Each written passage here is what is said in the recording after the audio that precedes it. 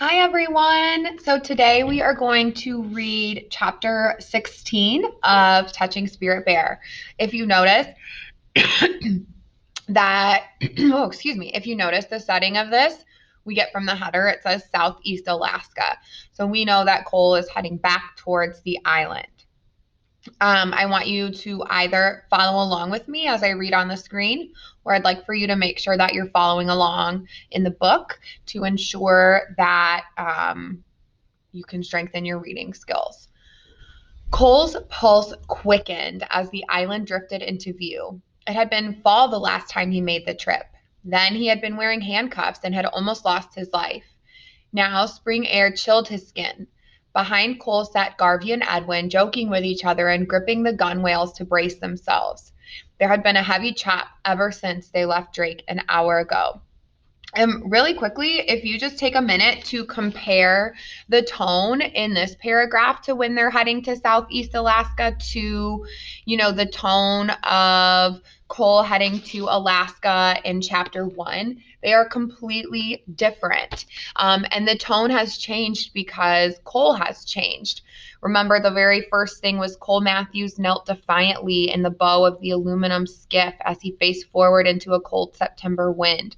Worn steel handcuffs bit at his wrist the small craft, each time the small craft slapped into another wave.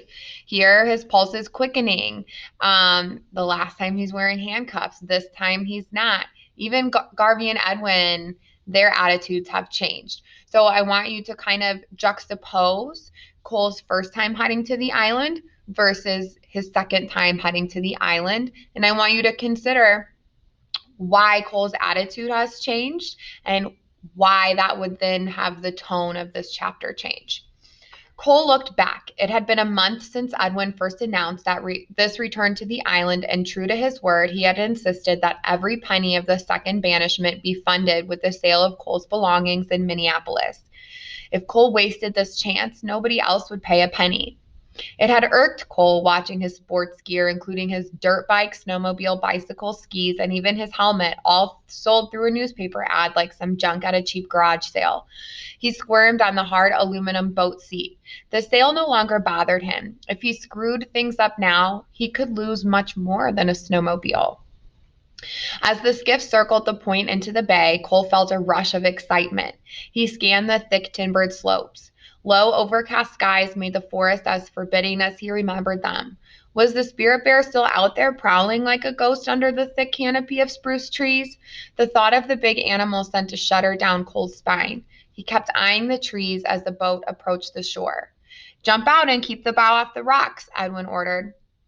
Cole removed his shoes and flung them ashore. Then obediently, he vaulted over the side into hip-deep water. The icy cold grabbed at his breath and reminded him of his attempt to escape the island. That swim now seemed like a nightmare from another lifetime. He must have been crazy.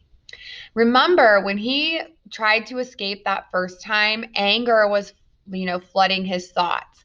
And I like now that he doesn't have that anger and he's able to reflect back on just how, not necessarily crazy, but how outside of rational thinking he was. In my class, at least, we've talked about how anger floods his mind when he beat up Cole, when he burned his shelter, when he attacked the spirit bear, when he tried to escape. And now that anger has kind of dissipated from his thoughts, he's able to see clearly. Wind blowing directly into the small protected bay had churned up a heavy surf, and Cole fought to steady the heaving boat. It was not hard being able to grip strongly with his right hand.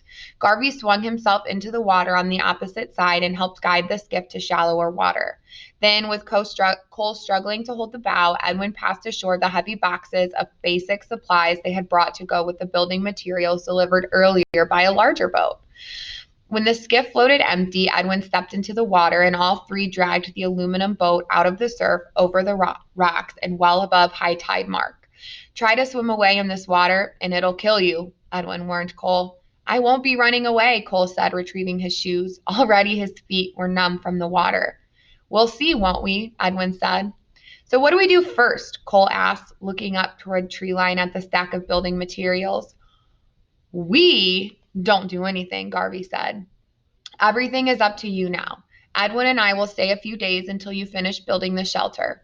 Any questions, fine, but you're carrying the ball now. You're going to prove your commitment.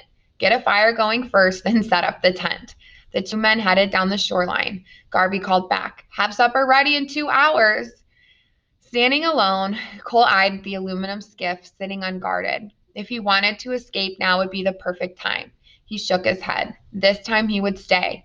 He began scouring the shoreline for firewood. When the men returned 2 hours later, they found Cole still putting up a tent. "Why isn't supper ready?" Edwin asked. Cole walked to an old plastic cooler and pulled out raw hot dogs. "It is. Here." When he saw the two men scowl, he added, "Just be glad I didn't take the boat while you were gone." "That would have been a real trick," Edwin said. "What do you mean?" Edwin reached in his jacket pocket and pulled out a spark plug. "Engines don't run without spark plugs." "You didn't trust me," Cole said. "That's right," said Edwin. "Garvey and I believe in your potential, but you haven't earned trust. Not trying to escape in the skiff is a good first step." "What would you guys do if I refused to cook anything?" Cole asked with a wry smile as he sharpened a sapling for a hot dog stick. Garvey crouched beside the fire and reached his palms toward the flames to warm up. "First, we'd get hungry. Then we'd take you back to Minneapolis." "What's the big deal if I fix a hot dog or not?" Cole asked. "It's not the end of the world." "The whole world is a hot dog," Garvey said. "What does that mean?" "Go ahead, eat a hot dog, and I'll show you." "All right, here we come for another metaphor, like the cake one. Garvey does love his metaphors." Cole poked a raw hot dog onto the stick and held it over the fire. He hadn't realized how hungry he was, so he held the hot dog in the flames to cook faster. All the while, Edwin and Garvey stared patiently. When the hot dog was charred, Cole placed it on a bun. "Now what?" he asked. "Eat it." Cole squirted on a glob of ketchup and devoured the hot dog. Edwin and Garvey kept watching. "There," Cole said, finishing. "I ate the hot dog. Now what?" he asked. "Eat it." Cole squirted on a glob of ketchup. Edwin and Garvey kept watching. "There," Cole said, finishing. "I ate the hot dog. Now what?" "How was it?" Garvey asked. Cole shrugged. "Okay, I guess. Why?" "That hot dog did exactly what you asked it to do. You asked it to feed you, and it fed you. No more, no less." Garvey held out his hand. "Pass me a hot dog." Cole pulled another one from the cooler and handed it across the flames. Garvey took the hot dog carefully in his hands and examined it. "This is a fine hot dog," he said. "The finest I've seen all day." Carefully, he slid it onto the stick. He started humming. Soon Edwin hummed along. For 10 minutes, they hummed the melody over and over. All the while, Garvey patiently turned the hot dog over the coals, careful not to burn it. Finally, when the hot dog was a glistening, crispy brown, Garvey drew the stick back from the fire. "The song we hummed is a song of friendship," he explained. "What are the words?" Cole asked. "There are no words because each person makes up his own. That's how friendship is." As Garvey spoke, he rummaged through the cooler, pulling out salt and pepper, cheese, a plate, cups, and a tomato. He leaned a bun against the rock near the coals to let it toast lightly, then wrapped it around the hot dog. "You going to eat that thing or play with it all day?" Cole asked. Garvey smiled and kept working. He cut the hot dog into 3 pieces on a plate and lightly shook on salt and pepper. Next, he cut slices of cheese and tomato and put them on top. With a flair, he added a small circle of ketchup to each. Last, he poured 3 glasses of water. He handed one to Cole and one to Edwin. "This is a toast to friendship," he said, raising his glass. After taking a drink, he handed Cole and Edwin each a piece of the hot dog he had prepared. "That's your hot dog," said Cole. "Yes, it is, and I choose to share it," said Garvey. He began eating, savoring each bite.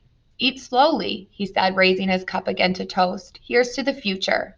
After each bite, he raised his cup for a different toast. "Here's to good health.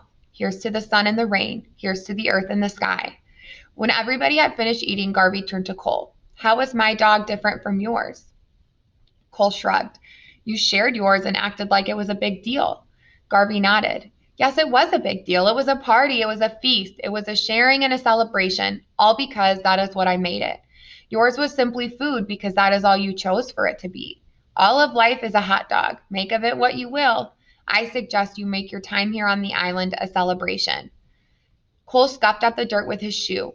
"What is there to celebrate?" he asked. "Discover yourself," Edwin said. "Celebrate being alive." So Cole is still When we see these lessons that they're trying to teach him, he's still struggling with those lessons, I believe. But I like that he's asking questions, and I feel like he's more in the right mindset to understand those lessons as opposed to how he was before.